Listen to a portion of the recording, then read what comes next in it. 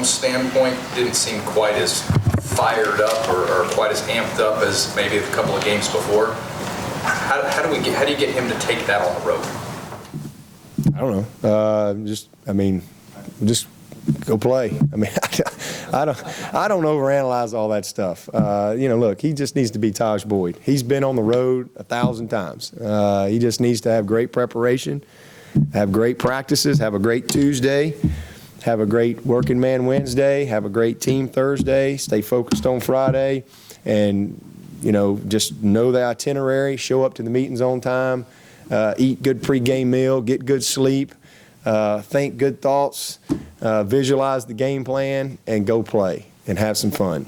I mean, just do what he's done for going on 5 years now. I don't know how to answer that. I mean, like I said, he's been on the road. He's had some great games on the road. So just another game, another place to play football. But that's about it. You talk about Syracuse pressures, where they're bringing them at. I know Coach Moore said it's the most pressured defense he's seen since he's been here. Everywhere. I mean, they bring it from everywhere. They'll overload you from the outside. They'll gut exit on the inside. They'll bring secondary pressure. They play a lot of cover zero. We haven't seen much of that.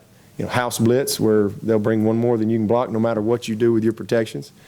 So you got to win matchups. And when people do that, and you got to know what you're doing. You got to know who the free guy is. That's the challenge from a protection standpoint, and your quarterback's got to be dialed in.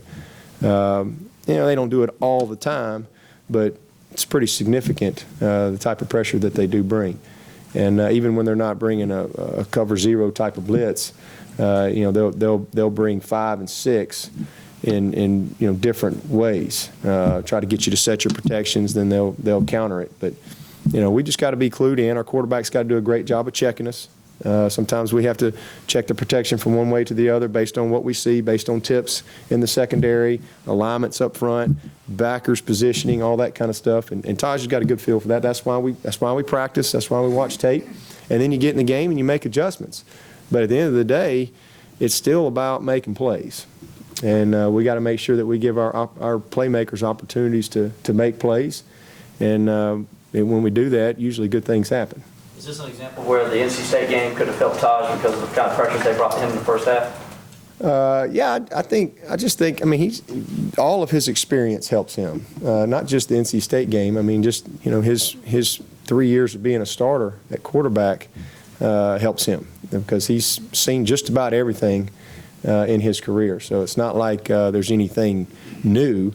It's just from week to week you have to prepare for what that opponent does. And this particular opponent, they play with a hard edge, very aggressive, and they kind of force the issue. It seems at times that, and a good bit of the time, Taj locks on receivers early. Right now, it's been suggested maybe he's still developing his confidence or his trust in some guys that he hadn't played a lot with over time. That he doesn't have a nuke out there. He has Sammy and a bunch of guys that he's still trying to learn. Do you see that, and how are your receivers shaking out at this point? I don't see that. I see a guy that's doing a great job of taking care of the ball. He's completing his passes at a high percentage. He's throwing a lot of touchdown passes. He threw a bunch of touchdowns Saturday.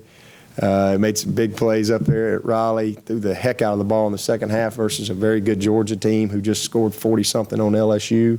I don't see that at all. I see, guys making plays. Martavis, everybody keeps talking about Martavis. He had a bad first game, but he's really performed very well from a catching the ball standpoint in the last few games. He's still got to improve without the ball. That's the biggest thing that he's got to continue to buy into is really impacting the game when the ball's not in his hands.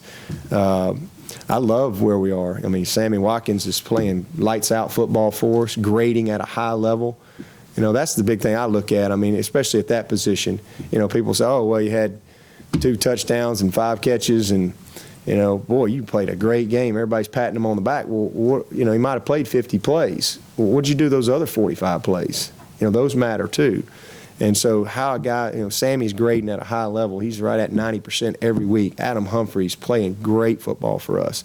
Mike Williams this is a freshman, graded 90% last week for 40-something snaps. Really, really encouraged with his development. And I just think that he's going to be a special player for us. He's kind of a bigger nuke, with his athleticism and his ball skills. Pleased with TJ Green. TJ is the rawest of the group as far as transitioning, but oh man, very, very talented, very tough, very physical. Love the presence that he brings. G-Hop, same thing. G-Hop's getting better and better. Still trying to get him to be consistent. He's playing 2 spots for us and doing a good job. I love what we're doing with our wideouts. After 4 games, we're not perfect. We're not as good right now as we're going to be at the end of the year.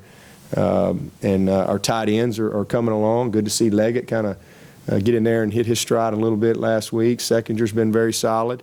Coop's working his way back in there still. So, I like the skill that we have, and I think Taj has been, outstanding. We had a few miscues, yeah, but it's never going to be a perfect game. Because you've got 4 guys who've all done nice things at running back, is the philosophy to try to get an equal number of carries? What's the mindset going into a game? No, it's just like we talked about going, Hot Rod's our guy. He's earned that. He's proven that. He's been tremendous. But, other guys, he can't do it all. We have to rely on Zach, and DJ's really been good to see DJ reemerge. I thought that he had that scope the week before the Georgia game, and so he was still dealing with a little scar tissue in his ankle. But boy, he's really come back on, and I thought the end of the game, the way he finished the game versus NC State, that really just kind of sparked him. And he picked right back up, did some good things for us the other day. So it's good to see him emerging. I think Zach is a tremendous player. And, he got banged up a little bit with his shoulder the other day. We limited him after that. But he is a very good football player. That as he gets more opportunities, you're going to continue to see him blossom. And then, obviously Hot Rod, C.J. Davidson. So we got 4 guys, and we need all of them. We need all of them to perform their role. They all got different strengths. I think it's a very good situation for us. Is there anything you can report after Mackenzie Alexander's surgery last week? Yeah, it went very well, and it was exactly what they thought, and they were able to release the little piece or whatever that was hampering him, and he's in good spirits and back rehabbing.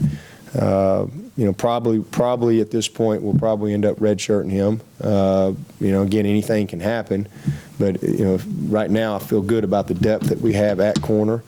As long as we can keep Martin Jenkins' shoulder in place. But you get a couple more games and all of a sudden you had some major injuries or something like that, you might have to reevaluate that. But I think right now he's going to be 2 or 3 weeks of rehabbing to get through this. And then what I'd like to do is be able to put him on the scout team and let him really work his way back into that football groove without having to put that pressure on him. But we'll see. We'll see how it goes the next few weeks with those guys. A couple schools, USC and Connecticut, have already made coaching changes and put interim guys in place. When you think back to when you were an interim coach, what's it like being that lead voice in the middle of the season and trying to save the year for you guys? It's difficult.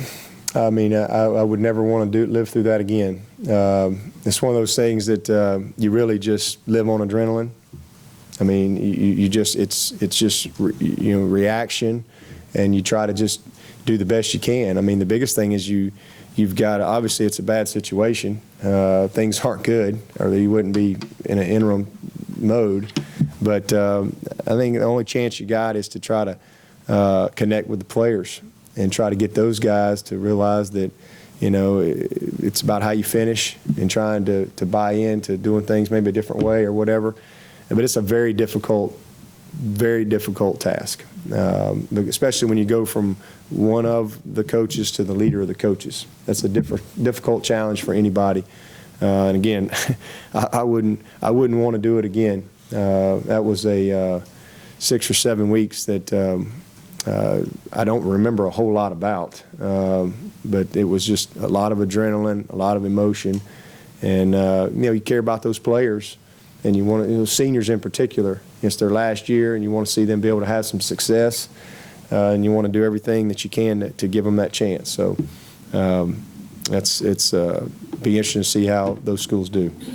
We were talking with Keelan Davis yesterday. He mentioned he's a Japanese major and would possibly go over to Japan next summer for a work study. You ever had a situation like that where a guy stays Japanese or where he takes a trip like that? What'd you say? Those old movies, the delayed voices. I do that to him all the time. I always tell Robbie, I'm like, Robbie, if you'll talk in Japanese, man, he might understand what we want to do on this double team right here a little bit better.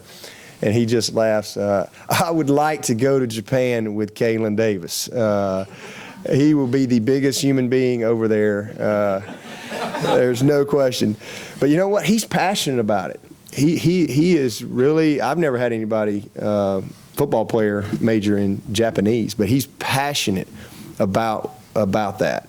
And what a great career opportunity that he'll have. I mean, are you kidding me? To be able to fluently speak Japanese in this world that we live in today, man, he's got a great opportunity. But we'll see where it takes him. But I'm just happy how he's playing football right now. He's also a guy. We've even worked him a little at right tackle, and he's a guy that's could be in the mix too. Because again, at the end of the day, we're trying to get our best five, but he is really playing well for us right now, and I'm so encouraged because.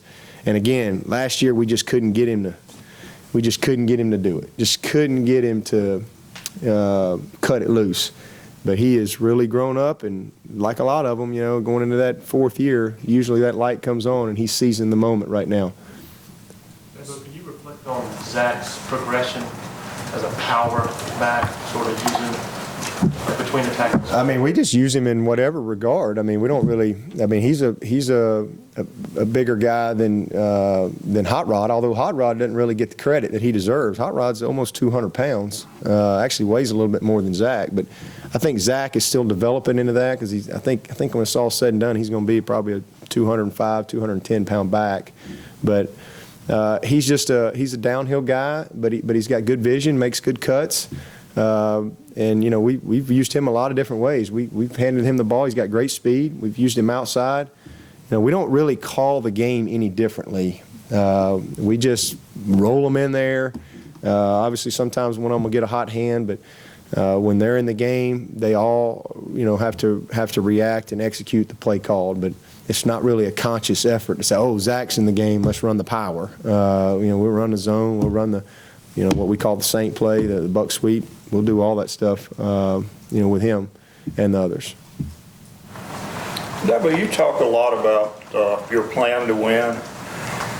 Could you talk a little bit about the origins of that and sort of how that set of particular criteria came together, and just kind of interested in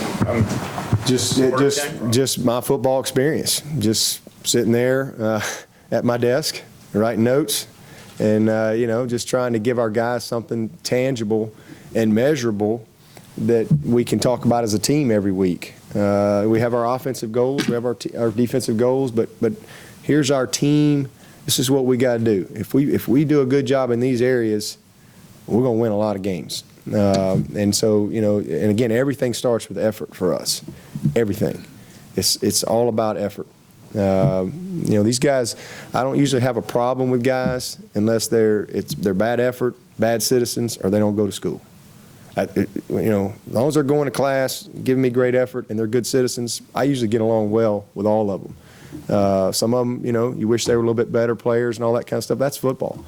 Or you wish they might be a little more serious about it at different times. That's just maturity. But effort and being a good citizen and going to class, those are things that are non-negotiable, and everybody can do that.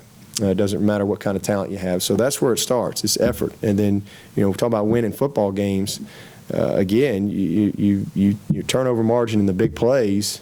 If you just look at the NFL, in fact, there's a stat from the NFL. I think it's if you win the turnover margin, you have at least 2 more big plays than the opponent. It's 85 to 90% that you win the game. So I think it makes pretty much common sense that that should be a major emphasis for your football team. And we do. We make that a major emphasis. And then you're not going to have a chance to be successful if you're having a bunch of missed assignments every week. So we got to eliminate mental errors. We might physically get beat on a play or, guy block. I mean, other people have good players too.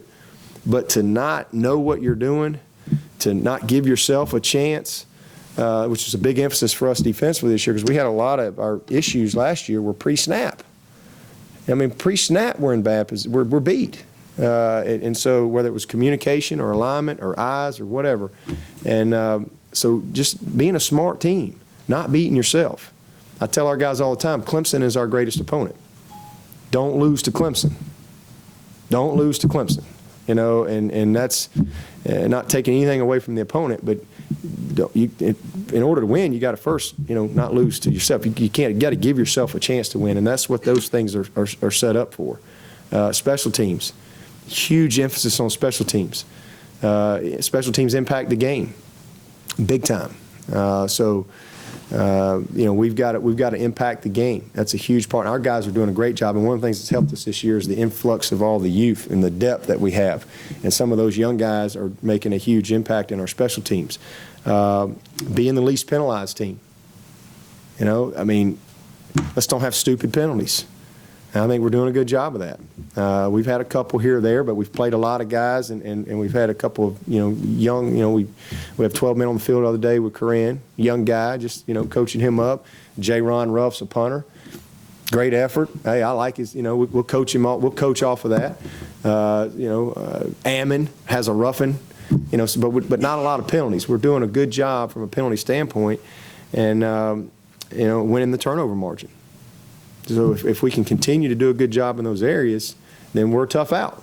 We're going to be a tough out. And that's why the focus is what it is. And it's something that every one of them can understand, and from a team we can all relate to, and things that we can measure each week. We chart loafs. It's very important.